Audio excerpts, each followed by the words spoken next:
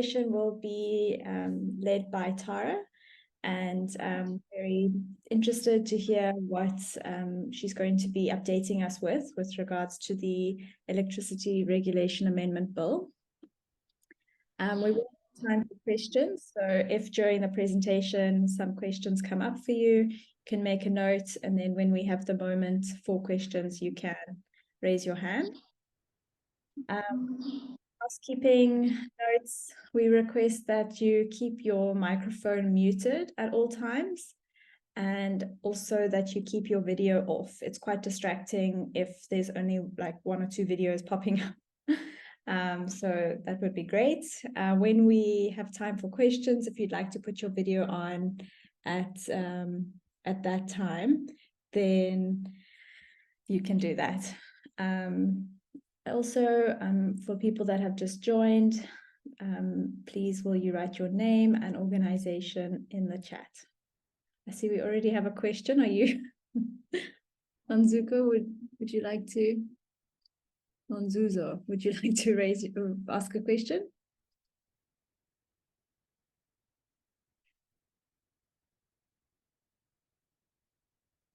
Or are you just familiarizing yourself with the hand raising?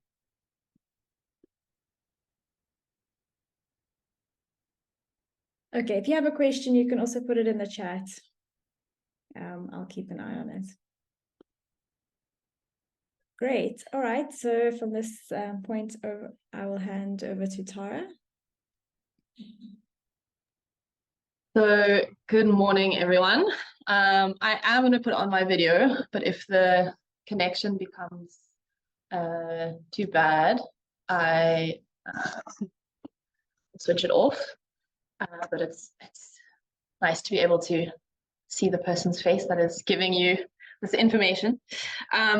So today we actually have a couple of faith leaders who are SAFCEI faith leaders, and our audience is not only limited to the Rural Action for Climate Resilience project. So just a welcome to those who are SAFCEI faith leaders but not affiliated to the RACR project. Thanks for joining as well. And yeah, before we get into the details, I just want to give you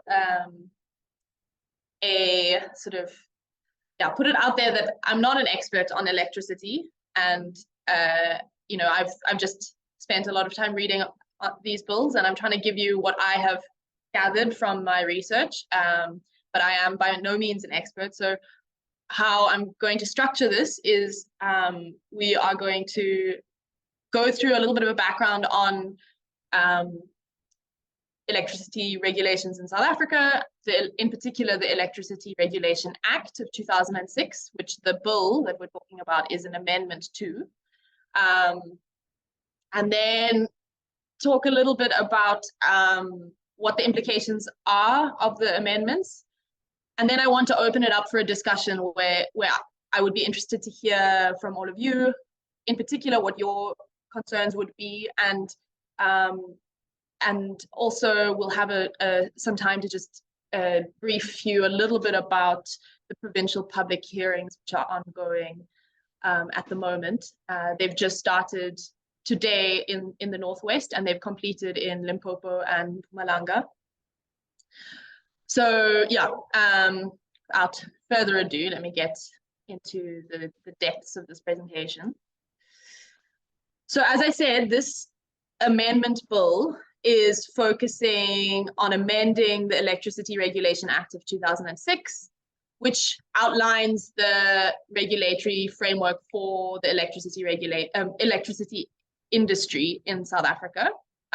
It in particular outlines the powers and roles of the National Energy Regulator of South Africa, which is essentially the body that is responsible for issuing licenses for electricity generation, for transmission, distribution, import and export as well of electricity. And the amendment bill, if it is passed, will essentially amend this act of 2006. So it'll become legally enforceable. And there was one more amendment that was passed, a previous amendment that was passed in 2007, 2008. And there was also an amendment that you might have come across, or not an amendment, but it's the Schedule 2 of the Electricity Regulation Act in 2021 was amended and gazetted to basically lift the ceiling of where you need to apply for a license. And this was done because of the energy crisis that we were in, or still are in. But essentially it raised, it made it easier for you to start generating energy and put it into the grid without requiring a license. So if you were producing, if you had a capacity of up to 100 kilowatts, you don't need any registration or any license.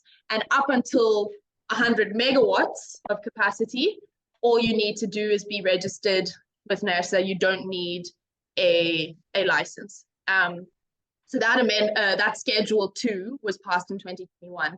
And essentially what this amendment bill is trying to do is make the rest of the bill make sense or be coherent with that change in Schedule 2 of the Act around the licensing. So just in terms of like a bit of a timeline, in February last year, it was first published for comment.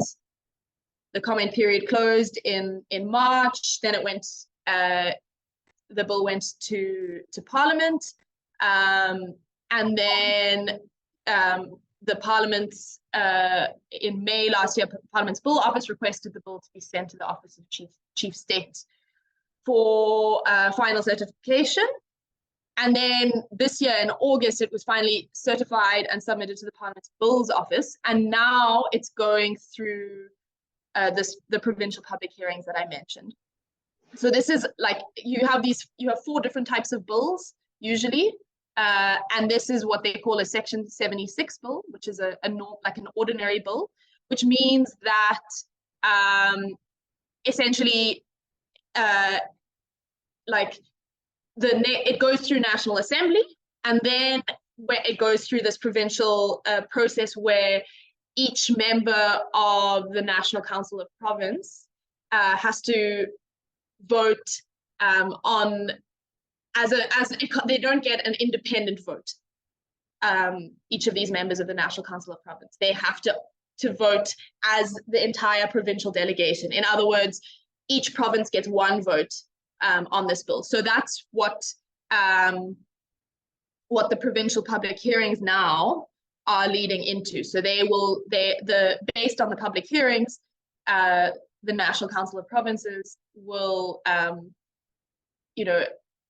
will inform the positions that the provincial delegations take around, passing the bill, amending the bill, rejecting it.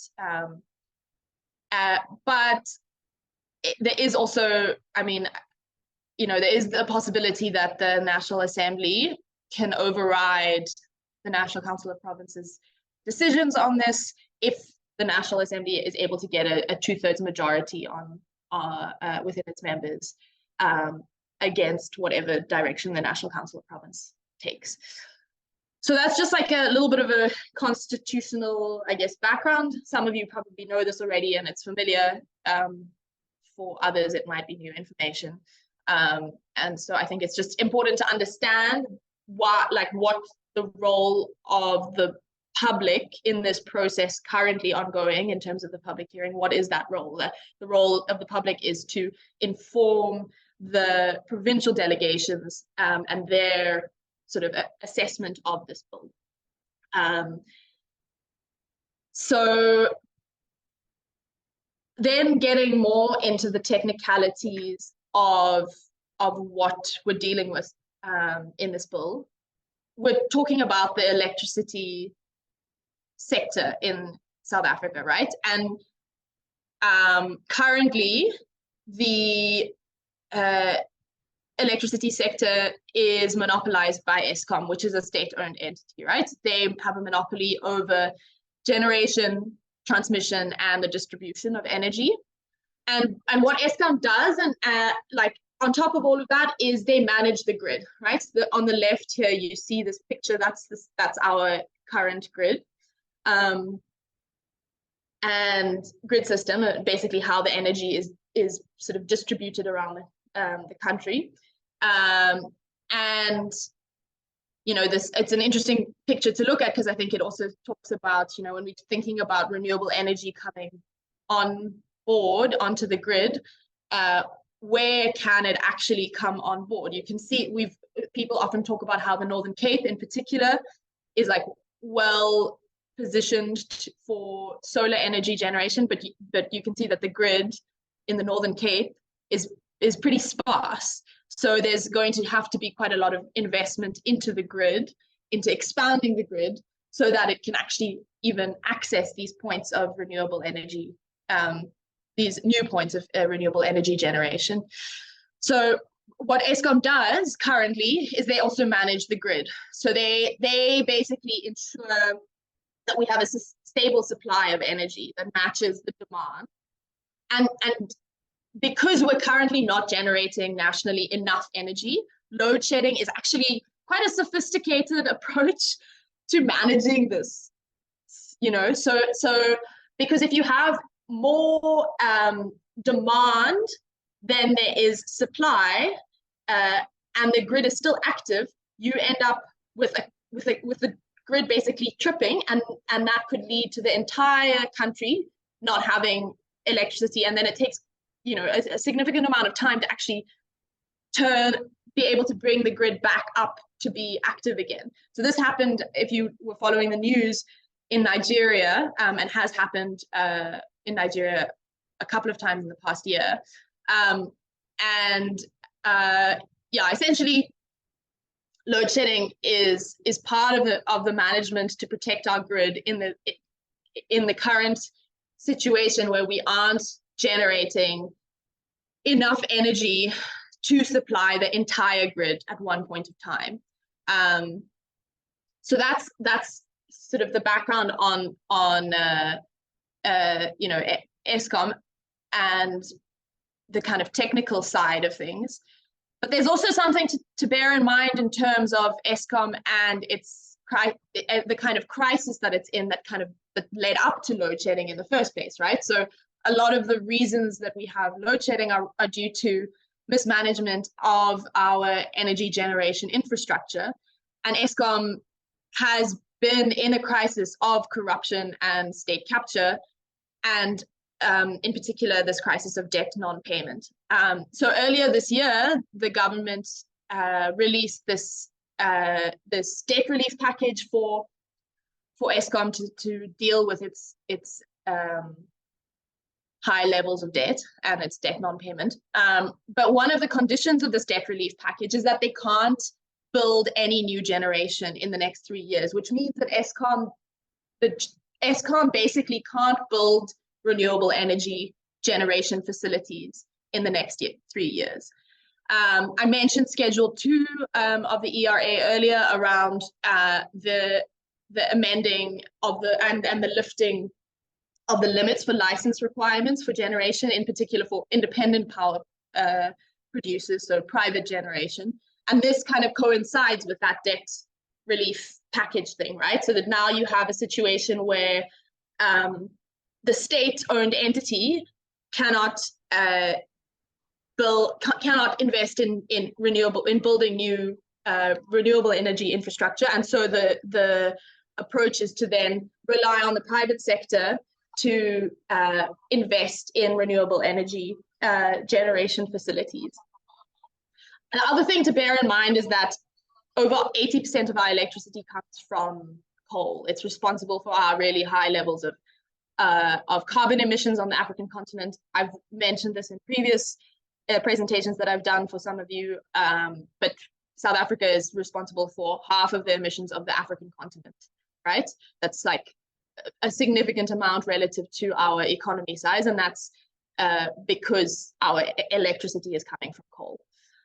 And then we had that evening at the Learning Festival on the Just Energy Transition Partnership, and we sort of talked about it, so I'm hoping that you'll remember the basis of that concept. But essentially that partnership investment plan, the Just Energy Transition Partnership Investment Plan, is contingent on the unbundling of Eskom. And when we say the unbundling of Eskom, this means the separation of Eskom into a facility that's responsible for generation, a facility that's responsible for transmission, and a facility that's responsible for distribution.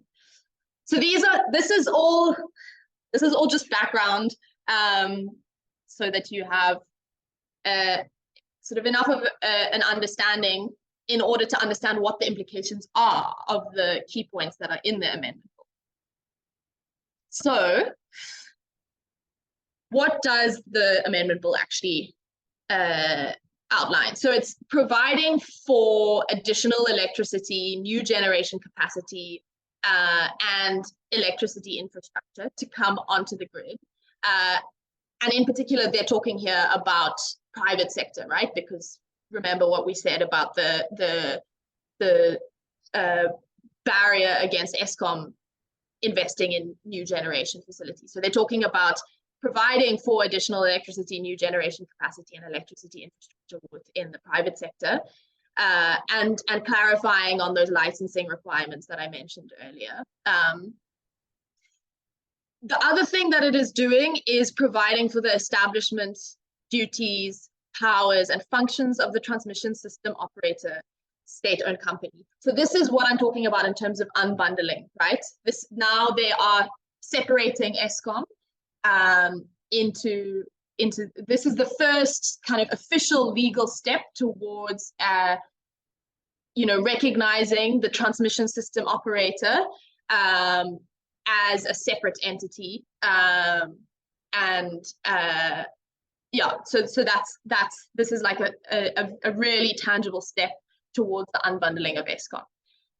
It's providing for an open market platform that's going to allow for competitive electricity trading. What they mean by this is that they're going to be getting different private electricity generating facilities on board, and these different private electricity generators are all going to be competing in terms of at what price they're going to be selling their electricity.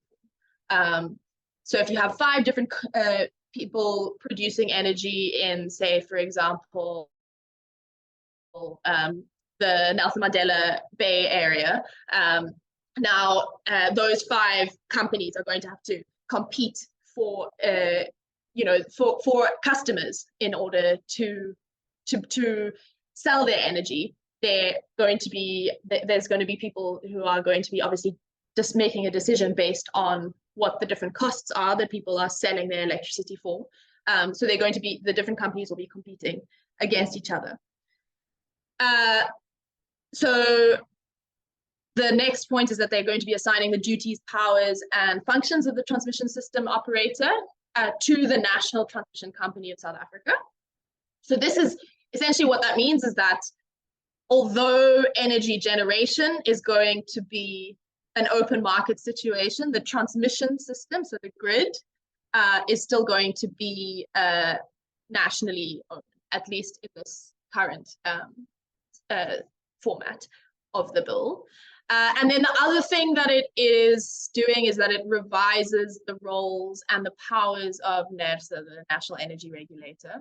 And now NERSA is basically, instead of setting prices, they're going to be providing more of a facilitation role and oversight role to transition, in particular, to a competitive market for electricity generation. Okay, so a lot of different points, potentially a little bit technical, but what are the significance? What is the significance of these amendments? So it paves, as I mentioned, paves the way for the unbundling of Eskom into 3 divisions: generation, transmission, and distribution.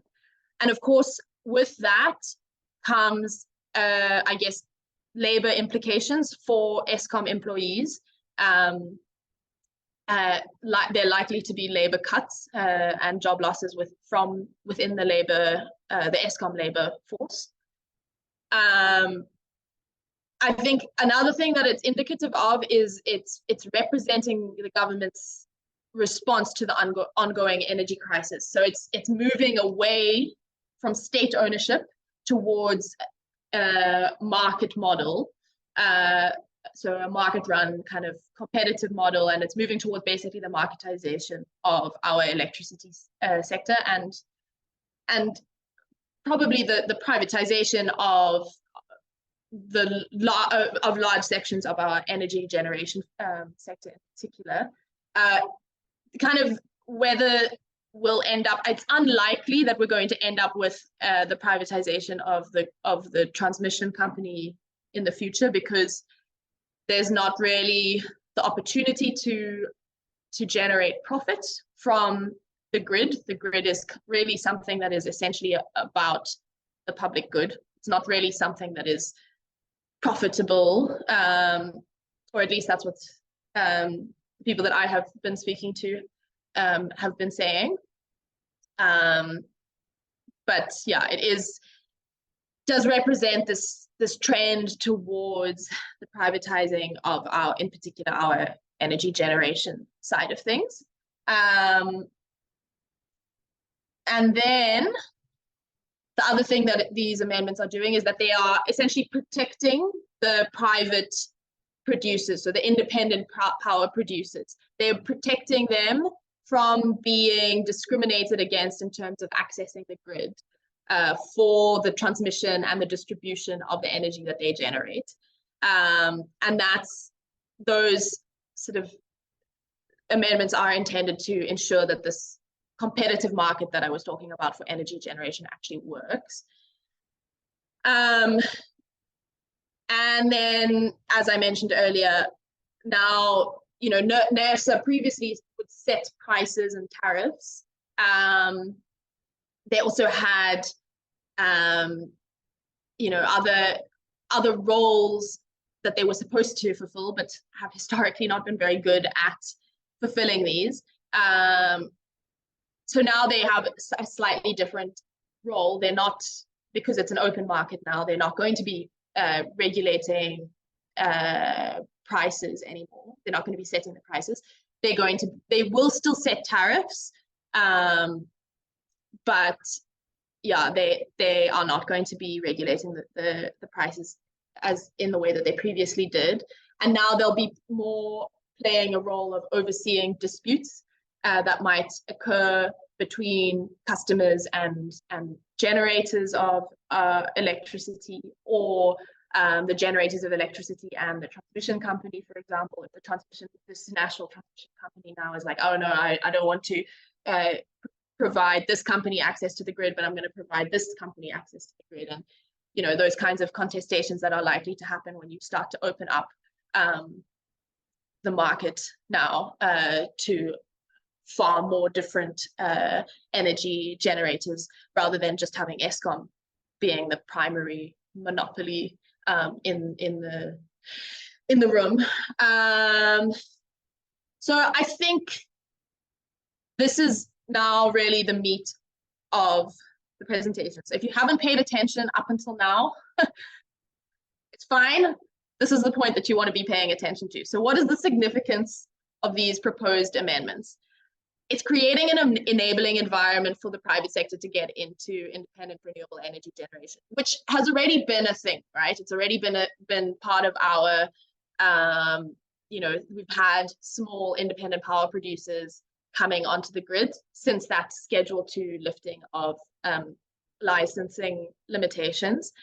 And the way that it's framed is that it has the potential to bring more energy onto the grid, and to address potentially address load shedding, which of course, if you're taking like an economic argument, load shedding has had significant impact on our economy. There are also other implications of load shedding, right? It's impacted all of our lives to varying degrees. But there's also a lot of uncertainty with these amendments. And I think this is where it's important that we are present in these public hearings to get answers on this uncertainty, and to sort of generate a conversation and to push back a little bit. So what are the main concerns, or what are the main things that we are uncertain of? So firstly, there's no protection of the poor in these amendments. Already electricity is incredibly expensive, and in a competitive market, there's no guarantee that the cost of electricity is going to go down. So you might have people competing with each other, but that doesn't mean that the baseline cost of electricity is going to be any less than it already is. So what really is the point of an end to load shedding if we have no guarantee that electricity is going to still be affordable, right? Because then that you're ending load shedding for the wealthy, but you're not really having an impact on whether the majority of the country is able to access or afford electricity. So that's one really big point and concern that I think all of us need to be asking in these public hearings. The second thing is unbundling Eskom into something that is into three companies, where you have one that's focused on transmission, one that's focused on generation, and one that's focused on distribution. It doesn't necessarily address the problems that got us to this point in the first place, which were Eskom's debt, which was linked to Eskom's corruption. So there's a lot of uncertainty around what are the implications for Eskom's debt, where is it going to go, who's going to be paying for it, and also what is going to be put in place to address the levels of corruption that are already in Eskom. Are we going to end up, are we just going to ignore the fact that Eskom has all this corruption and just assume that the private sector is going to come in and save the day? I mean, it might provide electricity access for the few, for the elite, for the big businesses. We who are reliant on more affordable electricity prices are unlikely to benefit from that in the same way, and so are more reliant on a state-owned entity that can sort of absorb the costs of electricity. We're more reliant on that to be functional, and so the fact that there aren't any conversations or ways to address corruption in particular is a bit of a concern. And then the other thing that is a danger is the fact that if we do unbundle into these three different company, like state-owned companies, Eskom, generation, transmission, and distribution, and if so, there are two dangers around Eskom generation. So depending on where the debt goes, if the debt is ending up being the responsibility of Eskom generation, then that's obviously putting a lot of weight on Eskom generation as a state-owned entity. And the other thing is that Eskom generation cannot ask for any more money from the government for the next 3 years to build new generation infrastructure. So those 2 points make us concerned about whether Eskom generation is going to be able to continue functioning in the near future. And the reality is that, sure, we're creating a regulatory environment that enables private renewable energy generation to come on board, but the rate, there's no guarantee that that rate is going to be fast enough to meet our demand for electricity. So what we might end up having is that Eskom generation now doesn't have enough support from the government, is taking over to do new builds, and is taking on potentially all of Eskom's debt. So we might end up with Eskom generation failing. And if Eskom generation fails, that's a serious issue for all of us, because in the near future, we are realistically still going to be dependent on our current Eskom generation fleet until there's enough alternative energy on the grid to provide for alternatives. And essentially, this amendment is just opening up to the market, assuming that that is going to, in a sort of unregulated way, just come in and generate enough electricity just because there is a demand for electricity. And really, there's no guarantee that that is actually going to happen at the rate that we need it to. Yeah. The other question is around what's going to happen around free basic electricity allocations. If you're having now all these different electricity generators competing for costs, how is National Treasury going to be allocating equitable shares?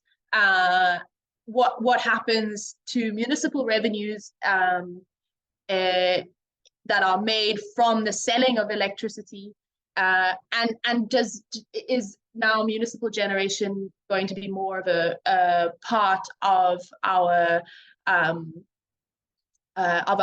energy landscape moving forward? And finally, there are concerns about NERSA's capabilities as an independent regulator. Although in this bill, NERSA will be able to set tariffs, there's a question around, are they going to be setting tariffs differently for businesses and for consumers? Historically, NERSA, for example, NERSA was supposed to be responsible for implementing the national government's electricity policy framework and the integrated resource plan, as well as the Electricity Regulation Act. And they have expressed their inability to practically implement this provision. So this has now been deleted from the Act. And there are other things that they've expressed their inability to practically implement, like controlling prices of electricity. So there are concerns about whether NERSA really has the capabilities to act as an independent regulator, and also because of their long ties with Eskom, are they going to be really as independent, or will they be really an extension of old Eskom as well? So these are a lot of different concerns and thoughts that have been raised around this bill. I think in particular, the concern for me is around the fact that there isn't really protection for poor, and that there's no guarantee that the cost of electricity is going to go down. So even if we're ending load shedding, we might only be ending load shedding for the private sector. And are there other ways that we could be addressing this in terms of rather addressing the corruption in Eskom, and looking at cutting the salaries of the top Eskom officials that haven't really been clearly doing their role of managing Eskom to the level that it is required. So these are sort of thoughts from what I have heard and engaged with from reading the different bills and the amendments. Yeah, by no means exhaustive. So now I just want to get to finally the point around the public provincial hearings. So this specifically applies to participants who are a part of the Rural Action for Climate Resilience project, the RACR project. We are able to support you with transport, and depending on how far you have to travel, with accommodation costs, to attend public provincial hearings. And this is the list of public provincial hearings that are relevant to the Northern Cape, Eastern Cape, and Western Cape. As I said, Limpopo and Mpumalanga have been completed, and currently ongoing are the hearings for the Northwest. They're, yeah, the most, I guess, if you are wanting to plan ahead to attend these, the most, I guess, the most pressing would be for those who are located in the Northern Cape, because those hearings are beginning on the 2nd of November. So you can see here like the district municipality, the local municipality that the hearing will be in, and then the specific location. The parliamentary media alerts will release specifically where in the different location in terms of like the venue. They usually release that information the day before. So I don't have the specific venues. I just have the towns or cities that the hearings are happening in. But you can see that, yeah, Northern Cape is the hearings are running from the 2nd to the 5th of November.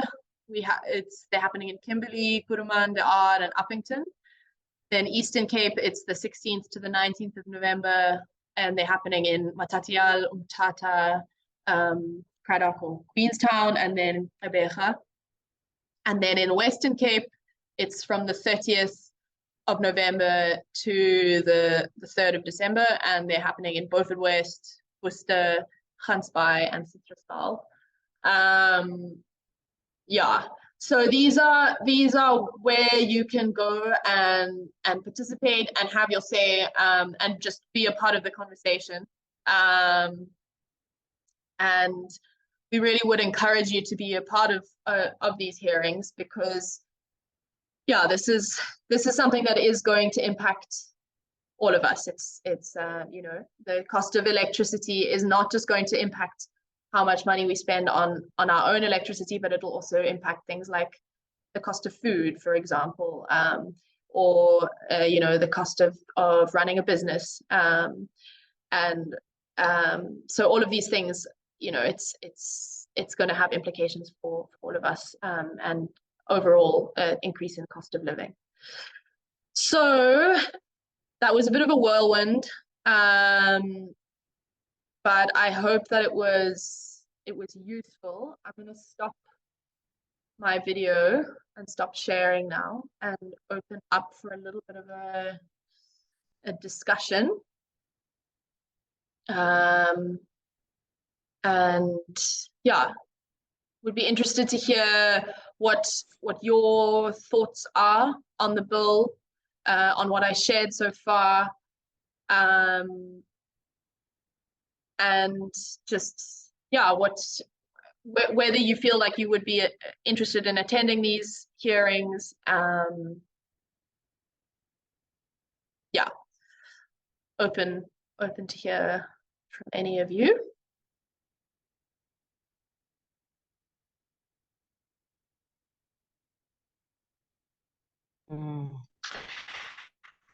Hi, Tara. Hi, Noboniso. Go for it. Hello. Yes. Hi. Yeah. Okay. Hi to everyone. Yes. Also, although I'm joining you late because of network, but I'm interested to join this outreach program here in Eastern Cape. Tata is nearer to us, especially when we are going to assist us with the transport cost, because there is no need of accommodation for us. I think I will go through with the hoping that you will send this presentation to us so that we can go through all of it, so that we can have the way. You muted yourself, but I think I got your point. Yeah, I'll share the presentation with everyone. I don't know if you wanted to say anything more. You've muted yourself, Nomboniso. Or were you done?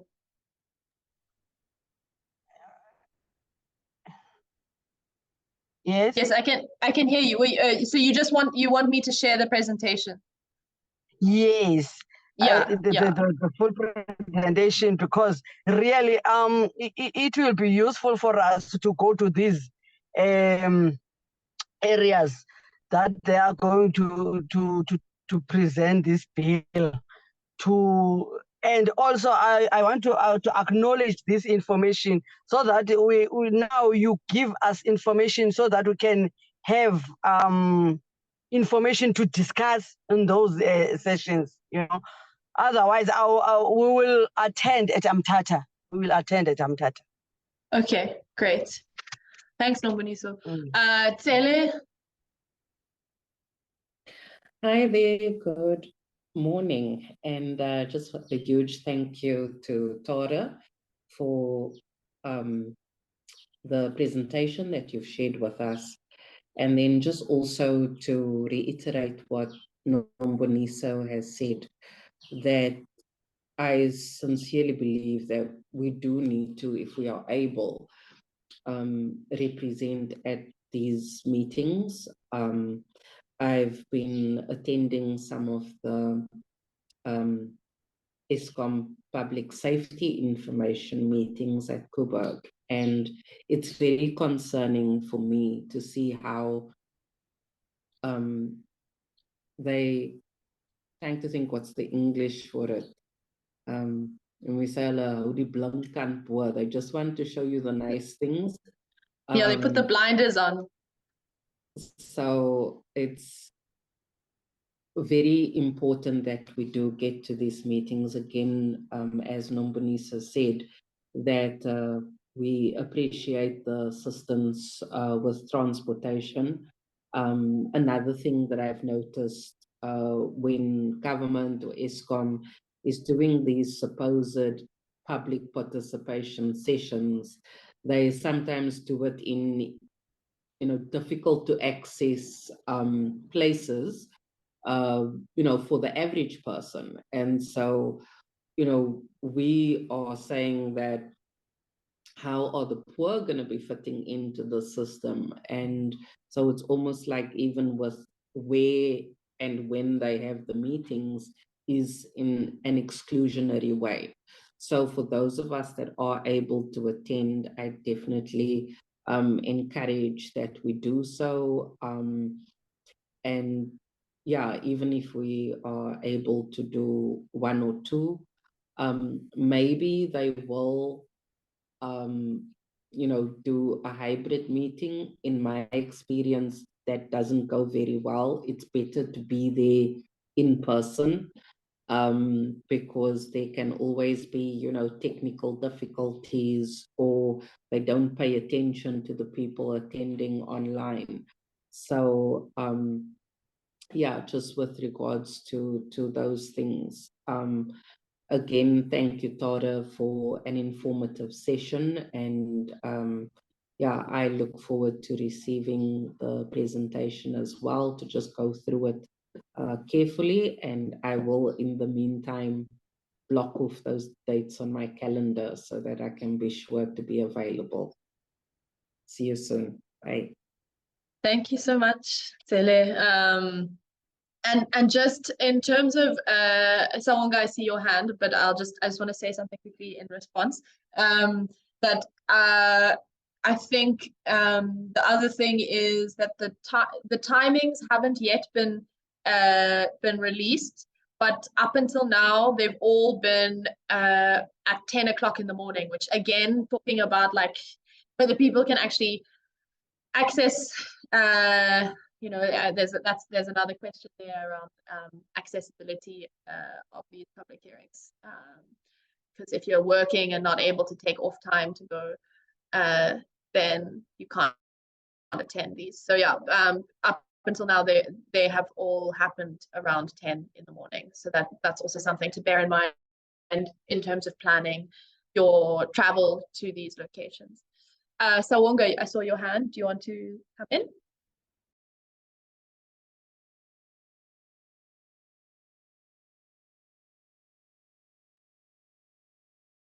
Sawonga, you are muted. I don't know if you wanted to say something. Hi, Tara.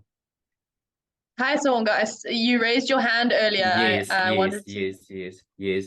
No, I wanted clarity regarding the NESA. As far as I heard from the presentation here, you said that NESA is no longer going to set the tariffs. But in my understanding is that the tariffs and the price, because NESA is going to be responsible for the price, if I got that correct. But as far as I know is that there's a relationship between the tariffs and the price. So NESA is basically the organization that is going to ensure that the price reflects the cost of the providing energy service and that consumers are treated fairly. So there's a relationship between the price and the tariffs is complex actually, and it can vary depending on the energy sector and the country. But now I have a concern with the statement that the NESA is no longer going to set the tariffs, but there's also a relationship, or maybe there's an organization or an independent organization that is going to take over and NASA, or NASA is going to work with that organization that is going to be responsible to set the tariffs of the country. Thank you. Thanks, Songa. So maybe I wasn't clear on this.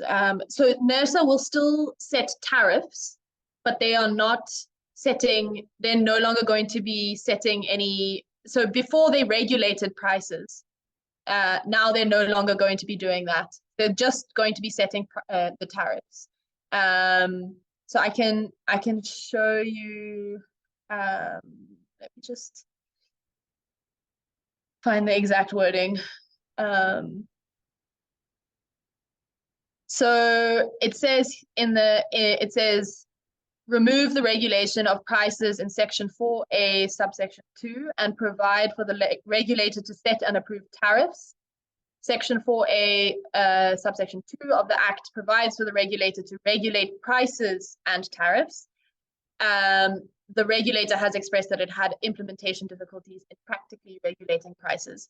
So I think this is confusing, and I personally do find this confusing because there is obviously a correlation between prices and tariffs. But I guess they can't, basically what they're saying is that I guess the tariffs will be probably percentages, or like, who will be, it will be like set by brackets or something that will be according to, affordability, but they won't be able to regulate the prices anymore because the prices are going to be determined by this competitive market on the electricity generation side of things. Does that make sense? I mean, it's a bit, I'm not even sure I fully understand it myself, but that's what the Act is saying. I mean, the bill.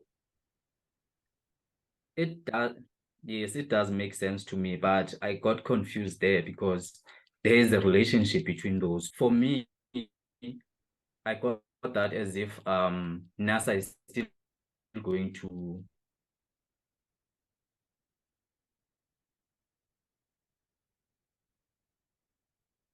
Sorry, Sawonga, you cut out for a second. You said that NERSA is still going to, and then I lost you after that.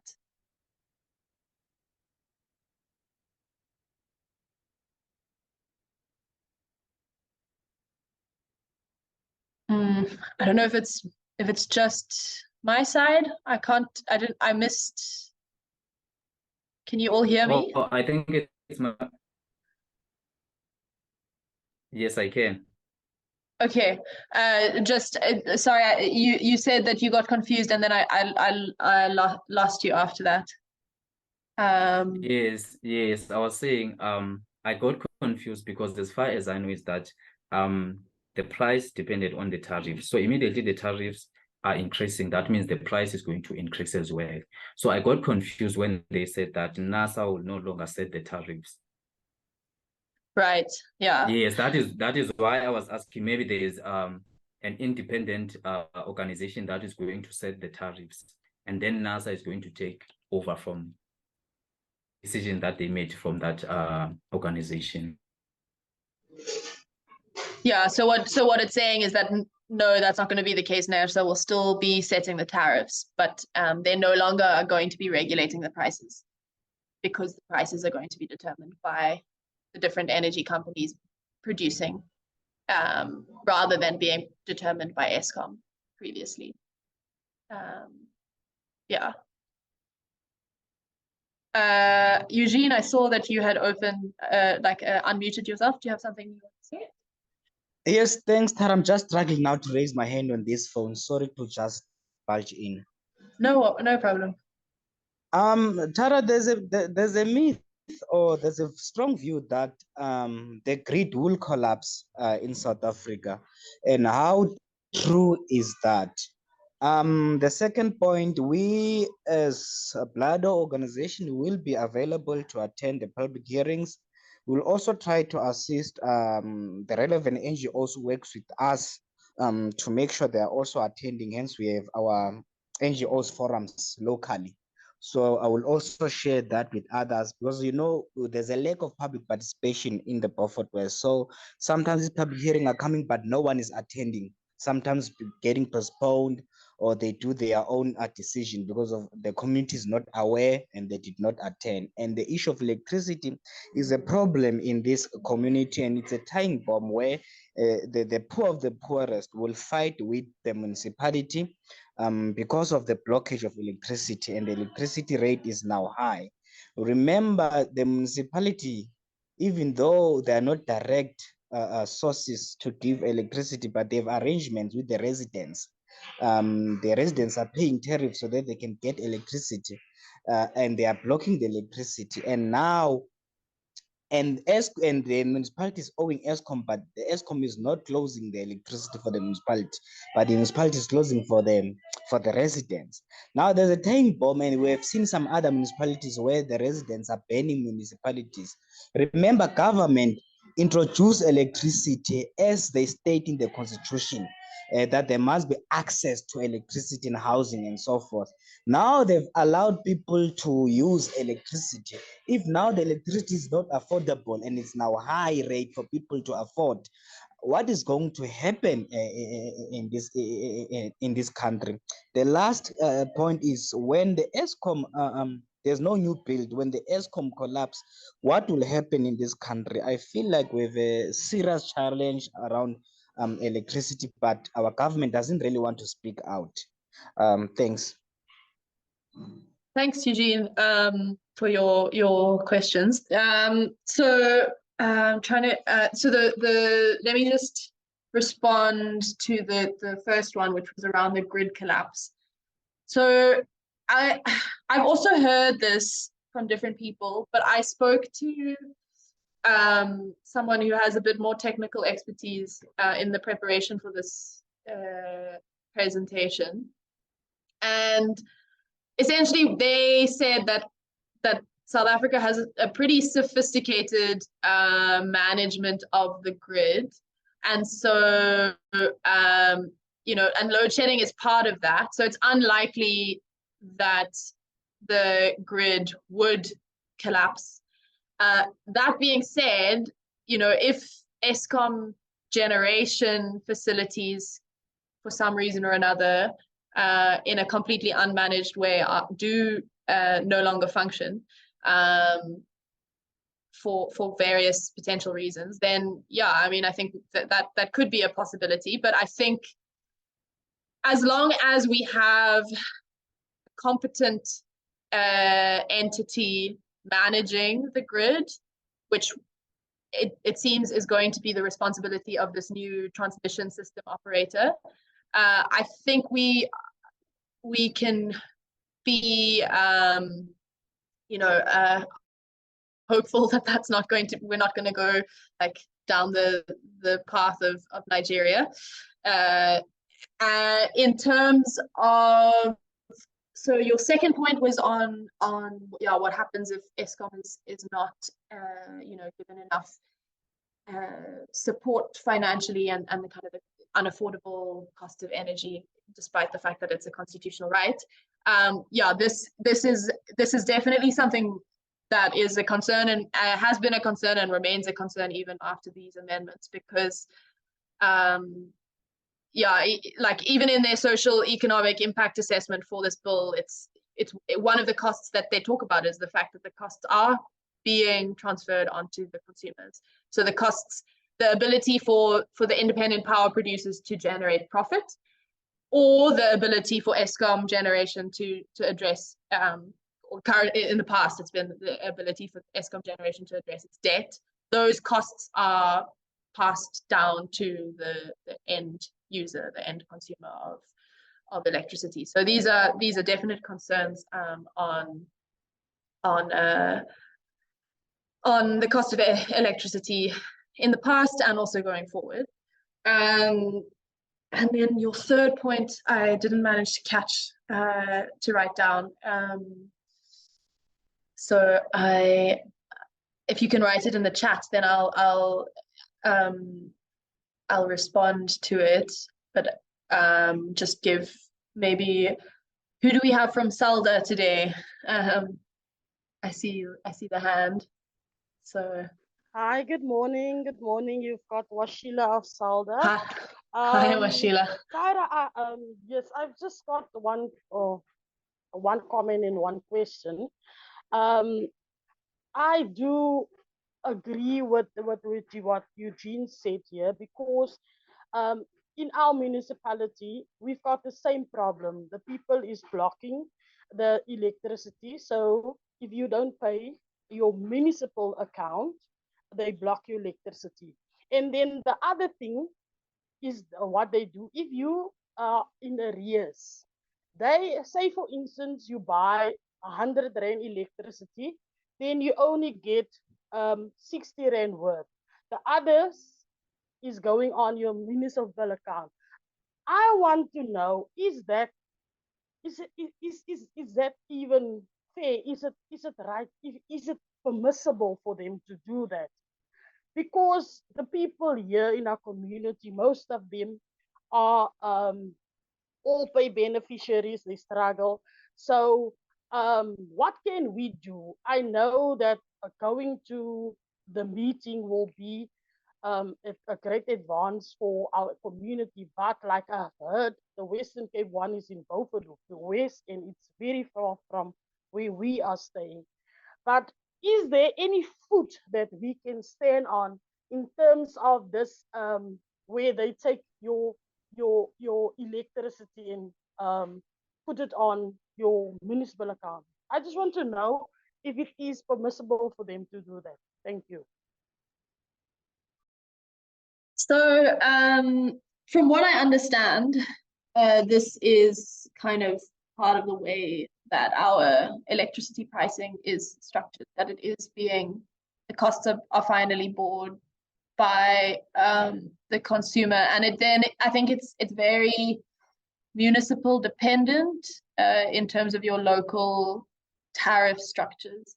But I'm not, I don't have enough expertise to really say more than that. What I do think you could raise is the fact that this is, that there needs to be, I think this was a point that was raised by other public provincial hearings, that there needs to be different, like the tariff system needs to be cognizant of these different brackets, and really needs to be cognizant of ensuring affordability and accessibility to electricity for those who are most vulnerable. I do think, I'm trying to find it in my notes, but there was something on having some kind of a support program in particular, because this is a big part of Eskom's debt, right? It's coming from municipal non-payment of the municipal electricity bill. So and I don't know if it was in the bill or whether it was in an article, but there was conversations that I came across around the need to have kind of municipal support for municipalities who have outstanding electricity bill payments. So, but I'll look into that and get back to you, Washila. I'll post it in the WhatsApp group after this when I've gotten the information. Yeah. Are there any other points, concerns, questions, or even just expressions of interest to attend the public provincial hearings? Oh, that reminds me. Washila, the public provincial hearings are not in Western Cape, are not just in Beaufort West. I don't know. When I shared that screen, I'll reshare in the WhatsApp group, but in the Western Cape, they're happening in Beaufort West, Worcester, Gansbaai, and Citrusdal. So I don't know if any of those, potentially there might be, maybe, I don't know, one of those four might be closer to you. But yeah. Zele, I see your hand.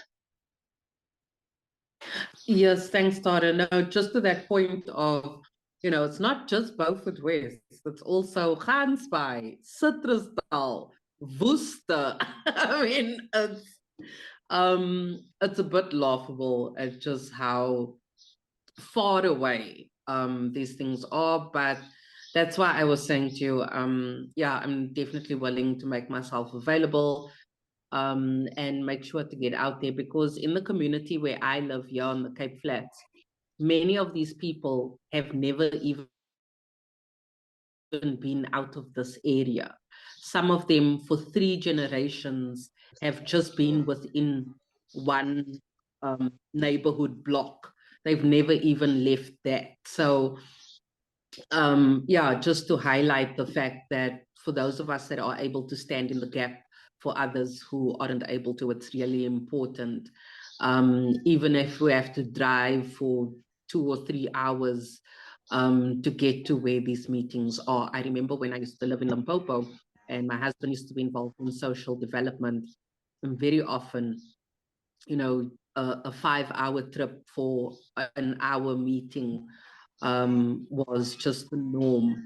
So that's the kinds of things that I think in the Western Cape particularly, we also just need to normalize a bit more, is that, yes, we do need to travel more than 20 minutes to get somewhere sometimes. Yeah, I think, and also, so I think Sele, I'm going to chat to you separately, because I think we'll need to figure out the SAFCEI specific funding for you to attend, but we can chat separately after this. Kieran, I see your hand. Yeah, thanks so much, Tara, for this really great session. Sorry if I missed it, but I was just wondering, is there anything in the bill that would have an impact? Well, I guess a general impact, yes, of course, but I guess I'm just wondering about, the importance of trying to facilitate more community ownership of grids and of generation capacity. And I mean, my sense is, it kind of sets the field, but it doesn't really set any intention in relation to who do we want to own these assets. And I'm just wondering, yeah, like, is that an accurate sense? And I mean, is there space for an issue like this to be addressed? Is it something that we would want? Yeah, I think that's an interesting point. So there's no, it's very much towards private sector ownership, and that being said, I guess, and also in this way, the grid will remain state owned. So there's no kind of opportunity for that. That being said, they do talk about the potential role of microgrids that are kind of I guess either disconnected from the national grid in rural areas where you don't have the possibility, or the infrastructure hasn't yet become available to connect to the national grid. So they talk about that in their social economic impact assessment as that this bill potentially enables that. I think more than this bill in terms, I mean, I think that, like, if you have an organized community group that is able to have sufficient funds to be to be able to compete with private sector, then in theory they're these license liftings of licenses. But I think in practice the regulatory environment is not exactly conducive to that. Like, if you don't have a lot of expendable funds, it's like, there's this, one of the few examples of a community owned energy cooperative is this Saltuba cooperative in Gqeberha, and they have been, since the Schedule 2 amendment, they've been putting energy into the grid, but it's taken so long for them to actually get money for the energy that they've been putting into the grid from Nelson Mandela Bay municipality. So it's sort of like, do you, as a community-based organization with probably limited access to funds, do you have the capability to absorb those kinds of costs in the long run without external support? And I think usually the answer is no. So I guess that's a long-winded way of saying that one could argue that this makes it easy for anyone who's not Eskom to participate, but in practice, in reality, it's much more geared towards enabling the private sector to come into the energy generation space. I hope that answers the question. Yeah, thanks so much. Great. We have 15 more minutes on this call, but I don't know if there are any last questions. Maybe just before we end, we could have just a show of hands, or maybe comment in the chat if you're thinking of attending. Some of you have mentioned already that you might be interested in attending public provincial hearings.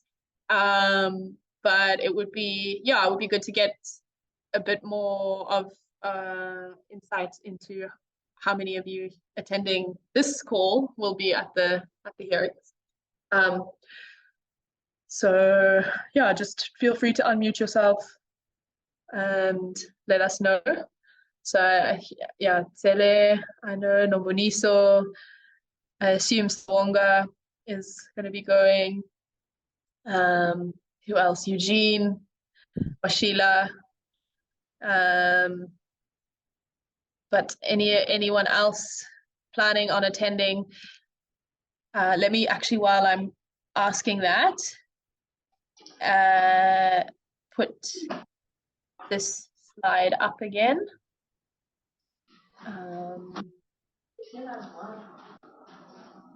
So here we go. Here we have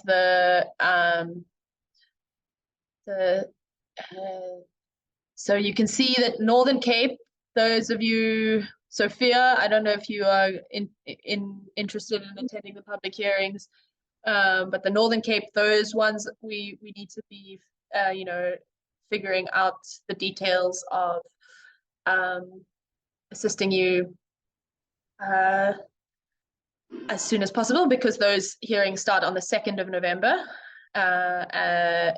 And you would go to one of the 4 So either Kimberley, Kuruman, the R, or Uppington. And then Eastern Cape, we have Matatiele on the 16th of November, Mthatha on the 17th of November, Cradock, Queenstown on the 18th of November, and Obeja on the 19th. And then Western Cape, we have Beaufort West on the 30th of November, Worcester on the 1st of December, Gansbaai on the 2nd of December, and Citrusdal on the 3rd of December. So I see some people have put up their hands. Sindiswa, Yamkela, do you want to come in, or are those just hands raised to say that you will be attending? I can go. Okay, I assume. And Nonzuzo, you unmuted yourself. Is that to say that you'll be attending as well? Yes. Great, Yeah. great. Thank you. Yes, Tara, I think I'll also be attending. But yes, I'm looking at the dates 16 and 17. The only one that I can be able to attend is the one for 19. Okay. I mean, I was thinking also for Herschel, I mean, one possibility, it's I guess not ideal, but you could also go to Bloemfontein if that's closer on the 10th of November. But then you would be part of then your voice would be included into the Free State ones. I think it's probably better to stay in the Eastern Cape provincial hearing, so that people don't say, "Ah, no, you're coming from outside. Your voice is not relevant here." Yes. Yes. I didn't realize that Bloemfontein is also in the list, but I have no problem to attend in Bloemfontein. Okay. Yeah. Yes. But then, like I said, it's just be aware that people might be like, "Oh yeah, you're coming from Eastern Cape and now you want to be here for the Free State hearings." Yamkela. Sarah, I just want to know, Tata is closer to me, but then it's in the what you call Oratamo district, and then Matatiele is more far away from me, but then it's in the Alfredo district. So is it compulsory to attend where your district is? No, because it's provincial, so it doesn't. So long as you make it to one of them in the province, it doesn't really matter which one you're going to. Okay. I think the question is more for Herschel, because it's technically Herschel is located in the Eastern Cape, but if Saonga was to go to the Free State for the Bloemfontein hearing, then he would be, he'd be representing a non-Free State opinion on the bill. And this kind of ties into what I was saying earlier, because these hearings are going to inform what the provincial vote is. And because each province just gets one vote on the bill, I guess, there could be people who say, "Oh, you can't be coming from a different province and saying that you want to do things in a certain way in a different province, because then you're influencing the vote that province makes." But I think that's not really so much of an issue. I think it shouldn't be a problem. Sindiswa, you have your hand up. Do you want to say something?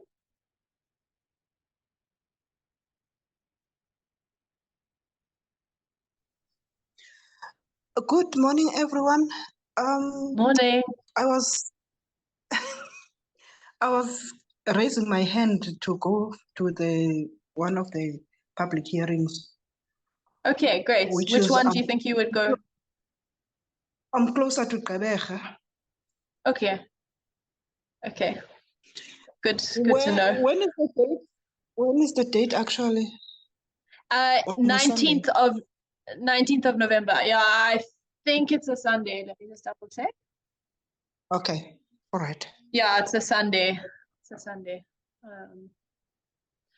Okay. And then yeah, Northern Cape people, anyone wanting to go, Kimberley, Kuruman, De Aar and Uppington. Kimberley on the 2nd of November, Kuruman on the 3rd of November, De Aar on the 4th of November, and on the 5th of November. Okay, I see in the chat, Sophia, you're keen.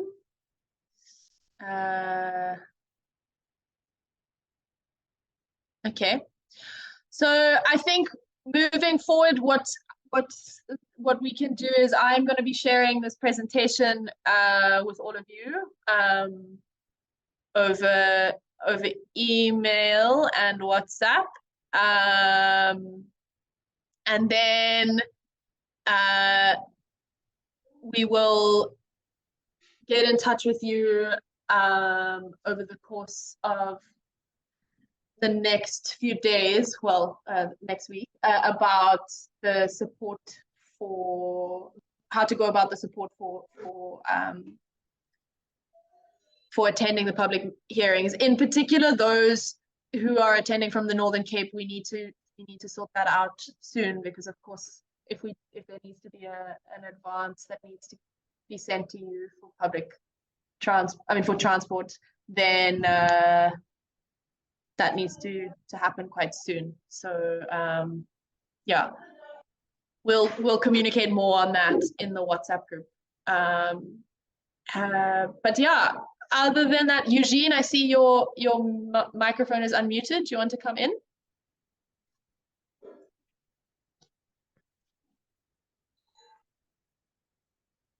Eugene? No, I'm covered. I don't know why. My apologies. I'm covered. Okay. No problem. No problem. Okay. Well, thanks everyone for attending and for your engagement. And I am looking forward to hearing what you all think of the public hearings, and we'll be in touch about that.